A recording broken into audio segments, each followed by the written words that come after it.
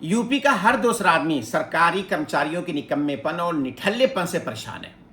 हर किसी को शिकायत है कि उसके गांव का सफाई कर्मचारी कभी नहीं आता, लेखपाल जी टाइम से काम नहीं करते हैं, डॉक्टर साहब के यहाँ डॉक्टर साहब अपने किसी रिश्तेदार के यहाँ गए रहते हैं या अपने घर पे रहते हैं या अपने क्वार्टर में मरीज देख रहे होते हैं। जज के यहाँ पहुँचता है तो जज साहब अपनी बेटी के मंगनी में गए रहते हैं और तारीख पोस्टपोन हो चुकी रहती है। कोई काम टाइम से कर ही नहीं रहा।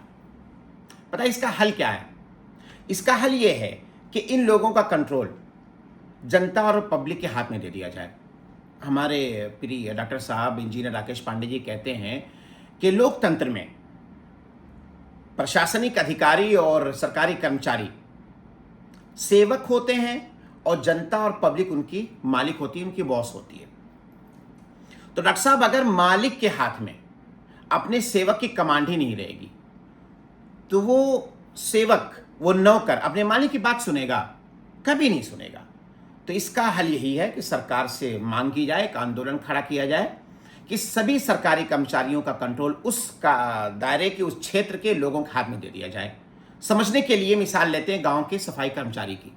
अगर गांव का सफाई कर्मचारी गांव में सफाई नहीं करता तो उस ग्राम सभा के 1/4 लोग, 1/4 लोग अगर शिकायत कर दें तो उनकी बुनियाद पर उस सफाई कर्मचारी की नौकरी बर्खास्त कर दी जाएगी और उसकी जगह किसी नए कर्मचारी को तैनात कर दिया जाएगा। तो आप समझ सकते हैं ऐसा करने से हर कोई अपनी जगह पे चुस्त दुरुस्त हो जाएगा और टाइम से पहले पहुंचेगा, टाइम के बाद जाएगा, बिना कहे काम करेगा, क्योंकि उसको डर होगा कि कहीं मेरे क्षेत्र के लोग मिलकर के मुझे नौकरी से हटवा ना दे। फिर लेखपाल भी टाइम से काम करेगा, एसडीएम भी टाइम से मौजूद रहेंगे और वो डॉक्टर जो ला करके अपने क्वार्टर पे मरीज देखते हैं वो भी टाइम से मरीज देखेंगे और वो जज साहब जो तारीख के दिन अपनी बेटी की मंगनी कर रहे होते हैं वो भी सारे केस निपटा के जाया करेंगे।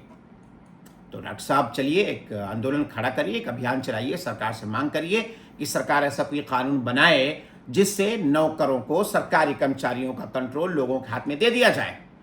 इतना बढ़िया सिस्टम चलने लग जाएगा ना कि जो कमवा नहीं कर रहा वो भी करने लग जाएगा।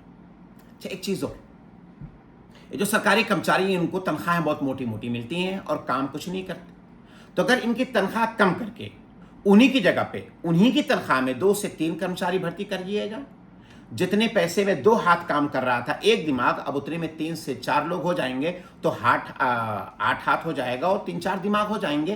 काम भी शेयर आएगा और तेजी से, स्पीड से काम का निपटारा भी होगा।